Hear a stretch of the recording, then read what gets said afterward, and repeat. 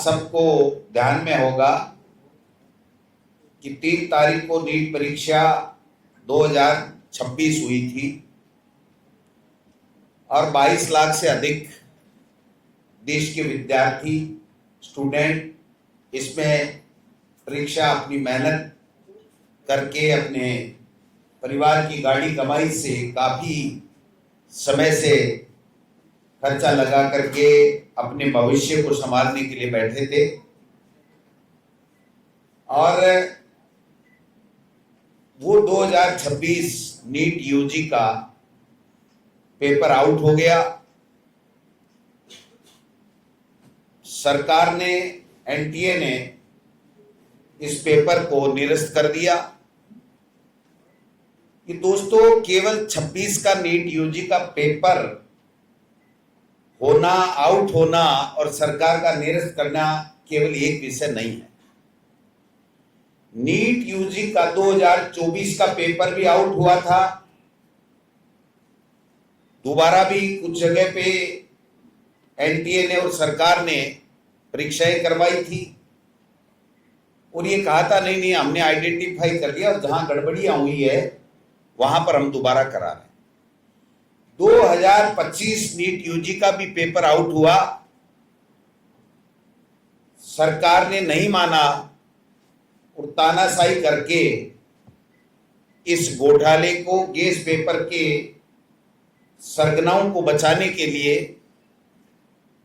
उन्होंने NEET paper 2025 भी out नहीं माना। अब जब 2026 का खुलासा हुआ तो ये प्रमाणित हो गया कि राजस्थान के ही हमारे जमुआ रामगढ़ के 2 पेपर लीक गैंग के माफिया जो हर वर्ष ये पेपर लाते, खुद के परिवार के बच्चों को उपलब्ध कराते और आगे उसका बेच करके पैसे कमाते और माफियागिरी का काम कर रहे थे। ये जो 5 बच्चे हैं जो बिवाल परिवार के हैं,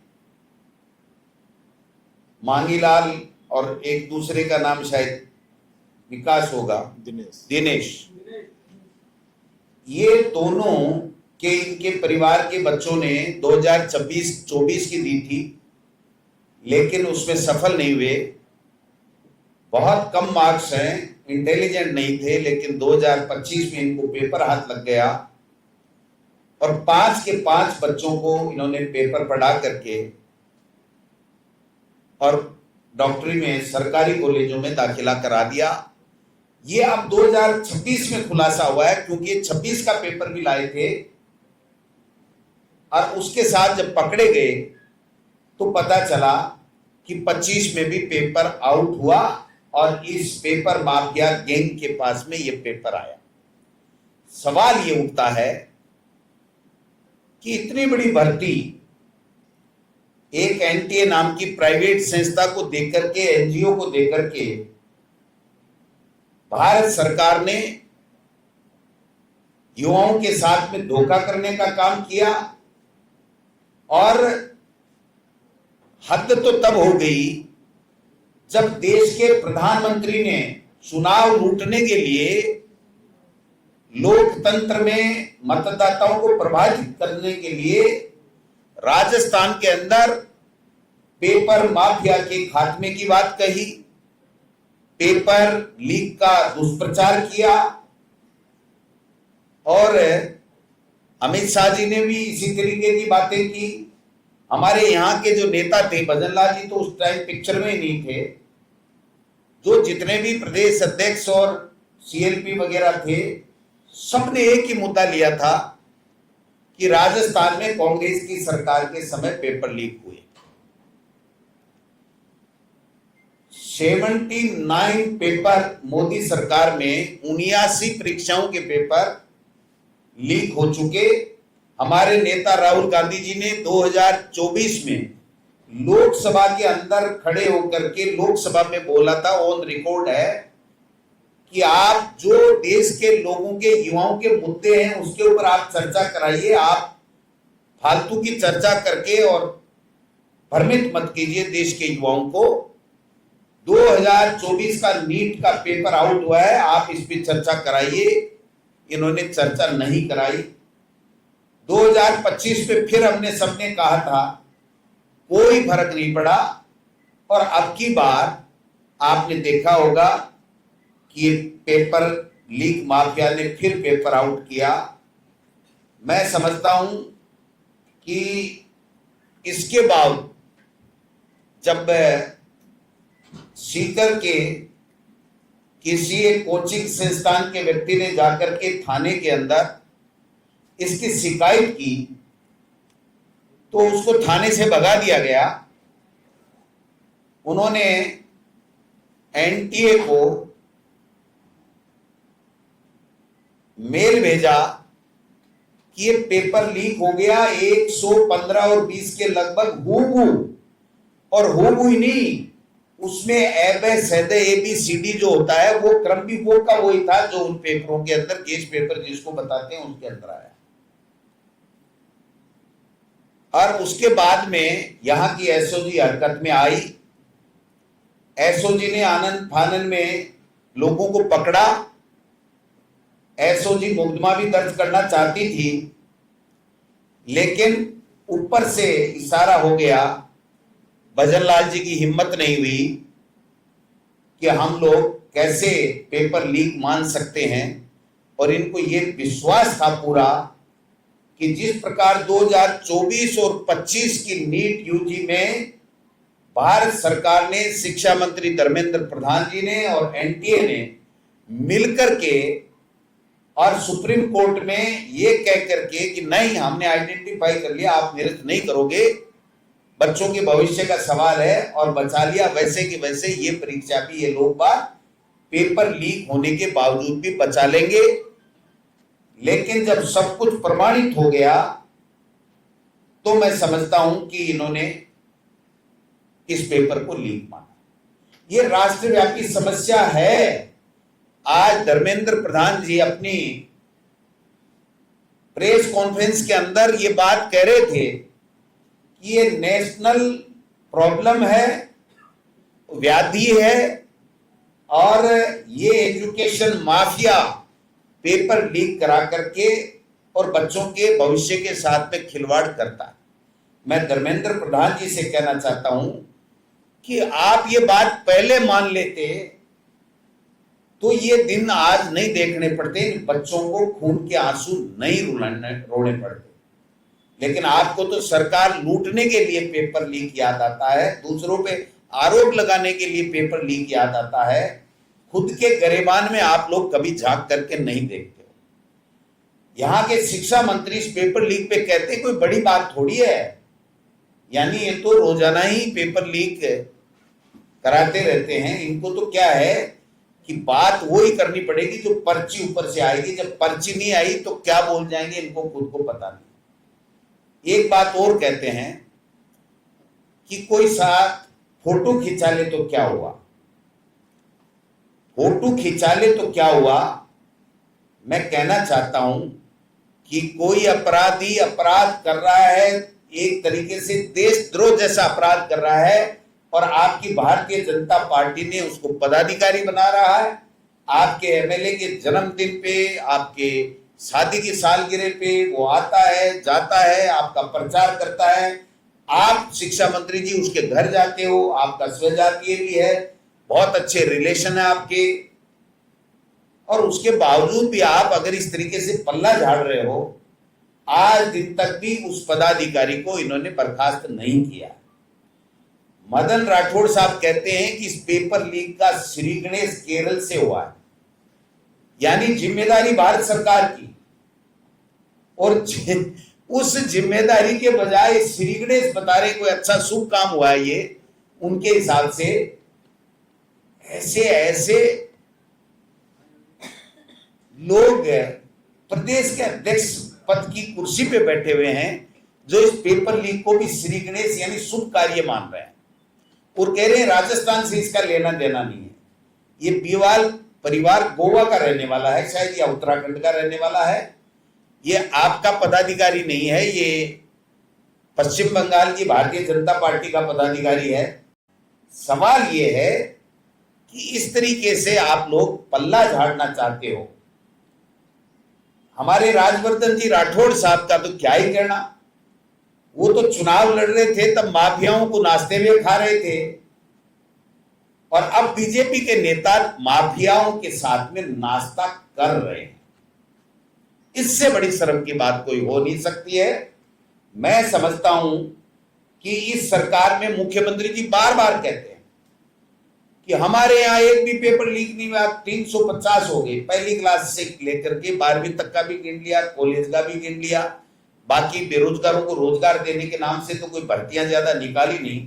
लेकिन मैं कहना चाहता हूं मुख्यमंत्री जी, अगर मेरी बात सुन रहे हो, आपके पास कोई नोट देने वाला कोई आदमी कोई रख रखा है आपने ढंग का, जो आपको फीडबैक देता हो, तो मैं समझता हूं कि आप पता लगा लेना। आपके यहाँ अलवर में एनसीसी सी ग्रेड का पेपर लीक हुआ है, आपके कक्षा 10 पेपर का चूरू में लीक हुआ है, शेखावाटी यूनिवर्सिटी में पेपर लीक हुआ है, भरतपुर जोधपुर बाड़मेर में नीट का पेपर हुआ ही था, नेशनल सीड कॉरपोरेशन का हुआ है, RUHS में पेपर लीक हुआ है, जोधपुर में खेतेश्वर महाविद्यालय में सेकंड ग्रेड का परीक्षा का पेपर लीक हुआ है, आपके नवलगढ़ में RS में पेपर की सील खुली मिली है, राजस्थान विश्वविद्यालय में फिजिकल का पहले से खुला मिला है, राजस्थान नीट 2025-26 का मैंने बता ही दिया।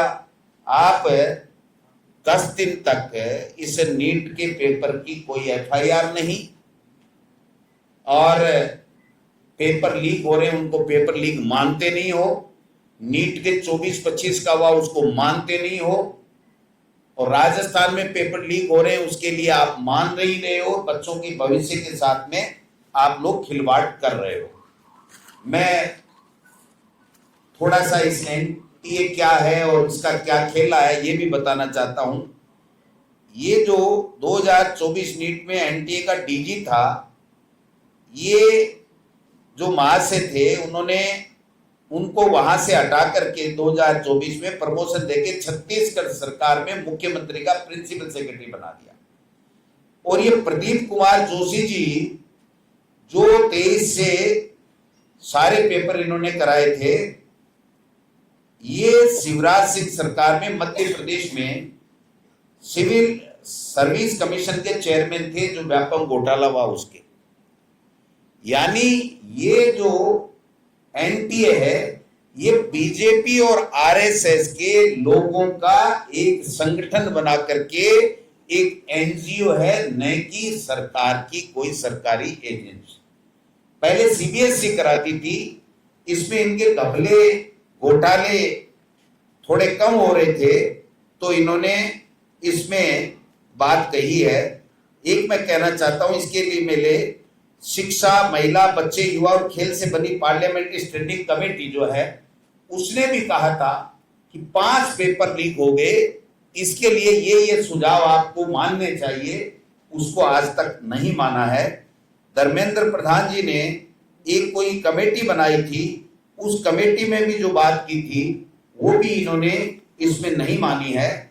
मैं आपसे निवेदन करना चाहता हूं कि ये जो पेपर लीक है, ये पेपर लीक इनका प्रमुख धंधा है, केंद्र सरकार का, बीजेपी के लोगों का प्रमुख धंधा है। यहां भी उन्होंने एक पर्ची आई राजस्थान के अंदर कि इसी तरीके से खेला हमको राजस्थान में करना है पेपरों में, और इसीलिए पेपर अभी तक करा नहीं रहे हैं। इन्होंने बजट में घोषणा की है RSTA, NTA की जगह उसी तरह के ऊपर RSTA जो है वो हम बनाएंगे और उस एजेंसी से फिर हम लोग पेपर कराएंगे। जब देश की NTA की संस्था पेपर लीक होने से नहीं बचा रही है और आप इस तरह की बातें करके और लोगों को बरगलाना चाहते हो, मैं इतना ही निवेदन करना चाहता हूं कि मुख्यमंत्री जी, आप हर भाषण के अंदर कहते हो कि हम पेपर लीक माफिया के मगरमच्छों को पकड़ेंगे, ठीक है। तो ये जो दिनेश बिवाल जो है जिसको गिरफ्तार किया गया है, उसने कहा मैं तो छोटी मछली हूं, मगरमच्छों को पकड़ो, तुम में हिम्मत हो तो उनको नहीं पकड़ रहे हो। तो तो मुख्यमंत्री जी राजस्थान के अंदर वो कौन से मगरमच्छ हैं जो इस नीट यूजी पेपर के अंदर 24, 25, 26 में पेपर लीक करा करके अवैध धन कमा रहे हैं? क्या इन मगरमच्छों को आप लोग पकड़ेंगे? क्या इस प्रकरण को आप ईडी के माध्यम से ये कोई काम करेंगे? क्या इसका बुलडोजर आप चलाएंगे? ये बुलडोजर चलाने में भी माहिर है ना कि साहब हम तो फिर बुलडोजर जो भी अपराधी होता है उसको बुलडोजर चला देते हैं, कोटा में चलाया और उत्तर प्रदेश में चलाते हैं। कब चलाए? चलाए ना, नहीं कोई भी चलाए, कोई अपराधी है तो उसके चलाना चाहिए ना, फिर एक रूपता तो रहनी चाहिए ना। भगवा इसके बीजेपी का झंडा लेकर के अगर उनका प्रचार करता हुआ उनका पदाधिकारी पकड़ा जाए तो उसके लिए कहते हैं कि नहीं नहीं इसका कोई लेना देना नहीं है, हमारा कोई लेना देना नहीं है, केरल में जाओ पकड़ने के लिए, हमारे यहाँ कोई नहीं है। मैं समझता हूं कि अगर सीकर के वो लोग, उनको धन्यवाद देना चाहूंगा जिसने सबसे पहले एनटीए के अंदर मेल भेजा, सबसे पहले थाने में जाकर के बोला और इसका पर्दाफाश किया, उनको तो मैं धन्यवाद देना चाहता हूं। वरना ये लोग बात फिर बेशर्मी के साथ में ये कह देते कि ये तो कांग्रेस के लोग, विपक्ष के लोग ऐसे ही प्रचार कर रहे हैं, ये नहीं करेंगे। मैं 2 नीट अभ्यर्थी इस पेपर लीक के कारण से, एक गोवा में और एक लखीमपुर खीरी में आत्महत्या कर ली, तो इसकी जवाबदेही कौन है? और जवाबदेही नाम की चीज तो भाजपा में है ही नहीं। देश के प्रधानमंत्री जी का कोई बयान नहीं आया, देश के गृह मंत्री जी का कोई बयान नहीं आया। 11 दिन बाद में देश के शिक्षा मंत्री जिनकी ये परीक्षा कराने की जिम्मेदारी थी, वो आज आकर के कहते हैं कि ये पेपर माफिया है और हम लोग अब की बार दोबारा जल्दी जो पेपर कराएंगे वो पेपर में लीक नहीं होने देंगे। इससे ये स्पष्ट प्रमाणित होता है कि इसका मतलब ये पेपर उनकी सह के ऊपर लीक हुआ था। वरना कोई भी आदमी ये कैसे गारंटी दे सकता है कि ये चीज अब आगे नहीं होगी? इसका मायना ये है कि इन लोगों का ये धंधा बन गया है कि पेपर माफियाओं के से साठगांठ करके और राजस्थान और देश भर के युवाओं के भविष्य को लूटते रहो और दादागिरी से कहते रहो। इनके जवाबदेही नाम की कोई चीज नहीं है। कोई मंत्री को कितनी भी बड़ी बात हो जाए, कितनी भी बड़ी घटना दुर्घटना हो जाए, वो इस्तीफा नहीं देगा। कोई भी इनके अधिकारी के खिलाफ कोई कार्रवाई नहीं होगी। इनका एनटीए का डायरेक्टर है, वो भी हंस रहा है कि साहब हम दोबारा करा देंगे। अरे दोबारा कराना नहीं है, आपने इस तरह का भ्रम फैला फैला करके देश में कई स्टेट की जो है वो सत्ताएं लूट ली हैं और अब आपकी जब जिम्मेदारी की बात आई तो आप अपनी जवाबदेही, अपनी जिम्मेदारी से आप हट रहे हैं, आप भाग रहे हैं। ये मैं कहना चाहता हूं। मैं समझता हूं कि माननीय मुख्यमंत्री जी आज के बाद में अगर आपके श्रीमुख से अगर पेपर लीक माफिया मगरमच्छों को पकड़ेंगे ये शब्द आ गया तो कांग्रेस पार्टी पूरे राजस्थान में इस मांग के साथ में आंदोलन करेगी कि नीट 2024, 25, 26 के जो पेपर माफिया हैं उनको आप मगरमच्छों को पकड़िए, वरना तो ये माना जाएगा कि वो मगरमच्छ आप में से ही कोई है, दूसरा कोई मगरमच्छ नहीं है। ये मैं आपसे कहना चाहता हूं। इसलिए आप सब लोगों से मैं तो यही गुजारिश करूंगा, बाद में कोई सवाल होंगे हम लोग आपसे लेंगे। मैं नेता प्रतिपक्ष सम्माननीय टीकाराम जूली साहब से आग्रह करूंगा कि वो आए और प्रेस को अपनी बात कहें।